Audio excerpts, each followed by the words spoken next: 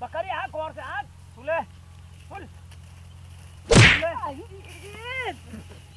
तेरे मौसा बकरी आई आम ए मौसा हम बकरिया करे तू कले हां के हकनी है चला वार से साला सार का इनका सोचला ना हाय वो सोचले कि हम बुढ़वा का भगा दे तो जी ना खा पाए हाय चलो वारे से करे इना जाना थे कि हम कितना बढ़िया बकरी पालन खोले वाला है ए सुरा करे मौसा हकरे वारिया से आवा जल्दी अब के हवा अरे तो हरिया चलते था सार भाया ला हैं मौसा रे टाटी लगाओ था टाटी लगाओ था जरा गांव से मौसा रे भूख लगल बा हैं लिट्टी उट्टी बना तनी की खाई जा घरवा चल बा चबे ना खाइबा अरे आओ ले उड़ा मैं आब अरे उड़ा ए सुरा अरे मौसा चला करे चला वहां मौसा सारा इनका पैदो का कोनो मतलब ना रे हां लइका पतो सारा कुल निकम्मा निकल गइला मौसा रे अरे अब तू हम जानी हम का कहीं तो जन घर में झगड़ा करके अलगा हो जाके खाना खाए में दिक्कत हो सके हमरो हां बुझाते नहीं छे हमरा अब एगो कहानी कह दई अब जरिया चोर पेट भर जाए अच्छा चाय क्या बकरिया का दूध पी ले बड़की का धरा सच ना हां जन तोर बाप रहला ना हां ए सूरा हां बोल मौसा तोर बाप रहला हमार साड़ू ना सारे मौसा हमारे बाबू के खाली आवेला अच्छा सुनत ना सुन सुन ना तो फोड़ दे मैं सुनत है तो कहो हां हां तो उ जाया करताल बजावे बिरावे जिया ये सार मौसा हमार बाबू के करतालिए को पड़ रहा बाबू अरे तो गाँव में जान देवे का हां अरे गजब करूप तोहर गजब सूरतिया तू पवलू न हो जिया अब बकरी हमके दीवाना बनैलू न हो कहां सुर चल गई तो हैं? कहां की अरे बकरी गजब करूप तोहर गजब सूरतिया तू पवलू न हो रानी हमके दीवाना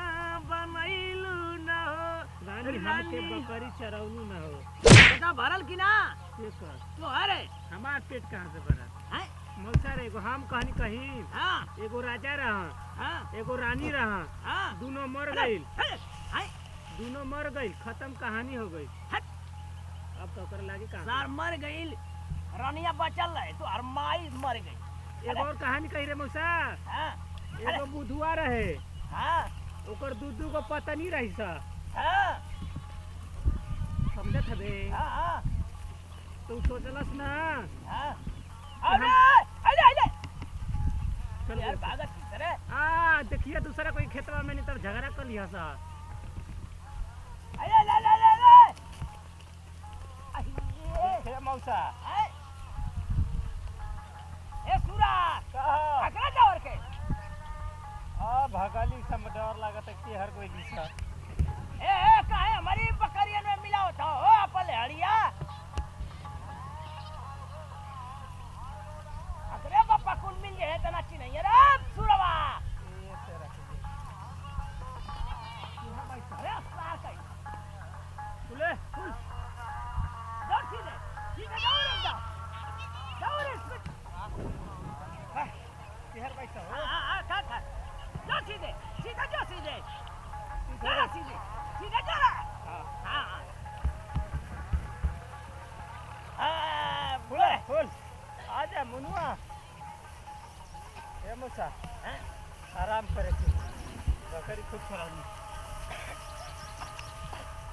अरे अब ना है ता वाला चला अरे ए सूरा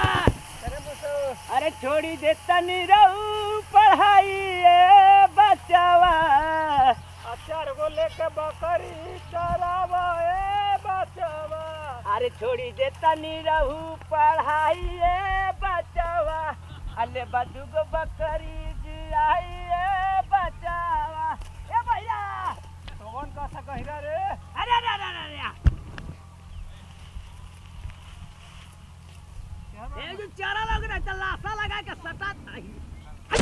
भाई जाइए गाना गाएगो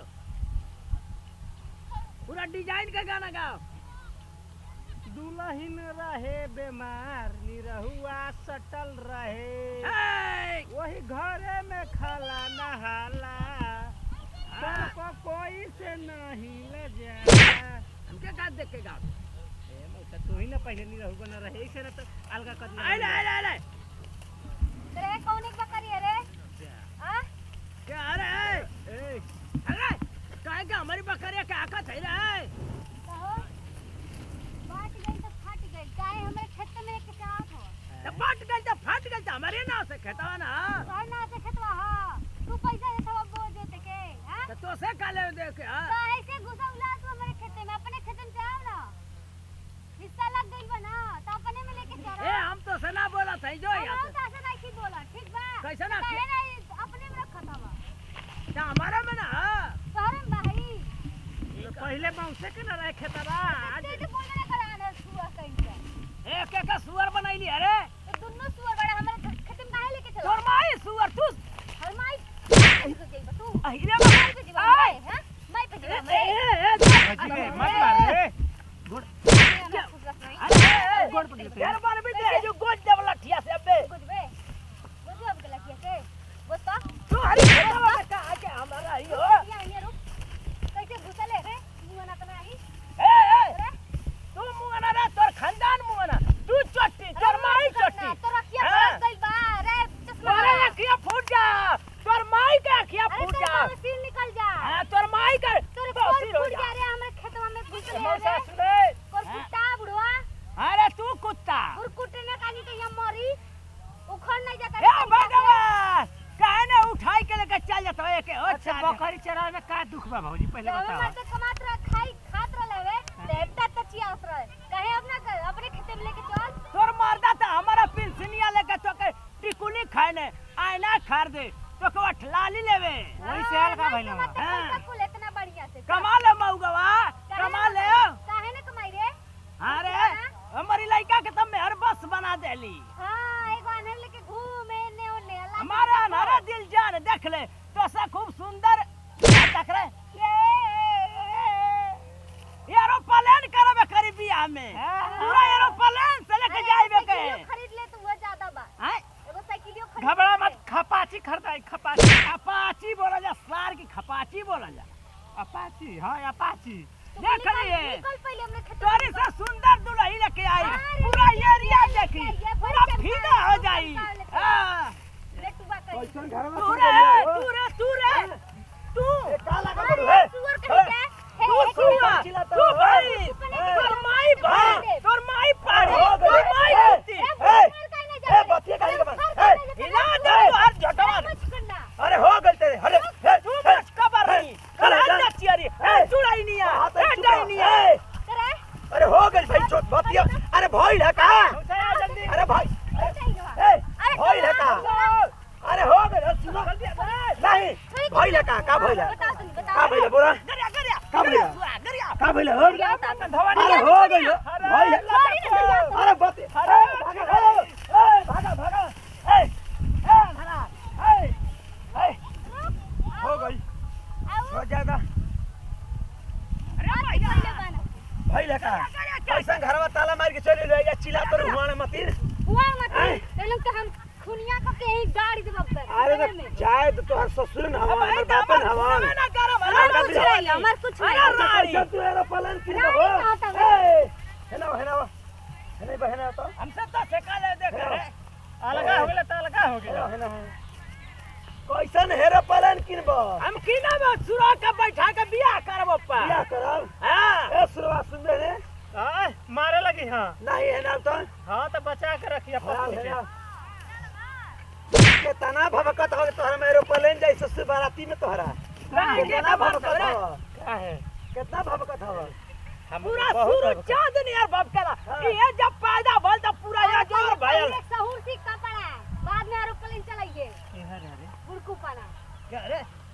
मुतरे नहीं खाना हल्ला करत हो तू का जब बाबूजी तोहर पता बा के होने से अपन तोहार हो हेने से हेने हो गए तू अपने में रह काहे के हल्ला गुला करत अरे हवा है से भैया हमारा रहना पहले का अरे ठीक है तो पंचायत में जब अलगल हो गई तो काहे के मेरे लागत हवा तोर मेहरारू काहे के आके डायरेक्ट गरियावत या डायरेक्ट खेते में बकरी चरी बतना करियाई तो केहू में केहू का पड़ सकेला कैसे पड़ सकेला आदमी माने कि तो गोरू पता माने बा कि दुश्मन अगर रहेला तो अगर वो जो गोबर खाद माटी फेकर है तो सोना चांदी हो जाला रेर खोजेला आदमी तो तू काहे ने के बात हमर माना ना मानब काहे मानी हां गोबर एरोप्लेन चावल किनबो हाँ। ओकर बियाह में जहाज उड़ी हां देख लिए सूरज चांदनी और मेहरारू लेके आई पूरा अनर भेभारा के कोनो गोदोनो गोदेवाली मिल गई भेड़ हेर बा मिल जाए इनके सुअर अरे तोहरे का तो ही देख ले बावनी है मिल गई बत्तख हमार देन ना कि तू हमारी घर में आके फड़फड़ात है पर कहना हमर हाइटिया मत जो हाँ। जाई जाइए ना हाँ। तो ये फाट जाइबे फाट जाइबू तो ये हालन हो गई हे एकदम मुंह ना तना ए, और फरियाई अरे मर खाओ कि यार पूरा अरे हई त ए काहे ने कमानत हो ए हट भाग हो अरे मौसा भाग रहा ए छोड़ ना ए बता सुना ना अरे मर गई हो अरे मर गई हो बुढ़वा हाय देख अरे हो गई हो हाइट सुना ए सुरवा चाहे तो कुल हाला ना कोई अरे भैया मारे साला हवा में बात है मारी सुना चार घंटा में मार दे लड़का अपन में दूर मर जिया सा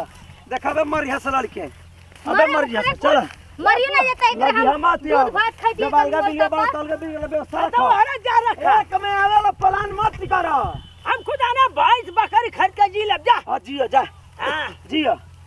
ठीक है ना जय मुंह बना तो हम ही जाए फूक हम ही मुंह आगे देबे जाई हां हां हां खबर ना जाई और सुनो। हरियम ले जा खाई दे कुत्ता आया पीला ना जाई हमर पता नहीं चल उलट रहा है दुगो भड़कल आंख लेके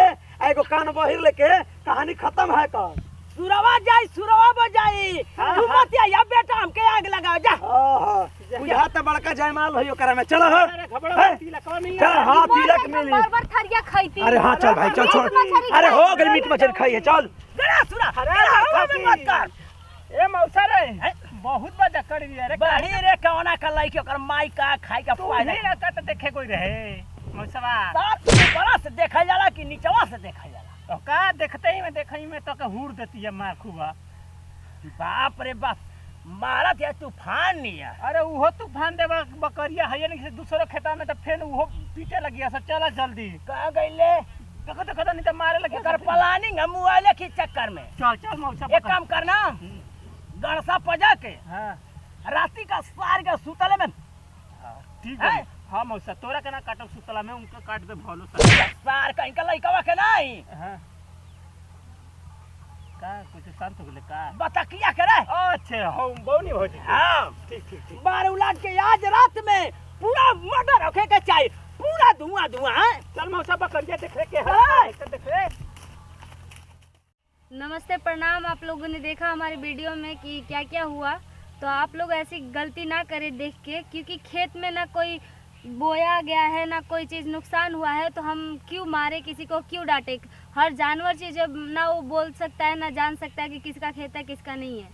तो अगर वो खेत में आ ही गया था तो हमको हाथ नहीं उठाना चाहिए। लेकिन जो भी हमने किया है आपके मतलब आप लोग ऐसी गलती ना करें जो हमने किया है,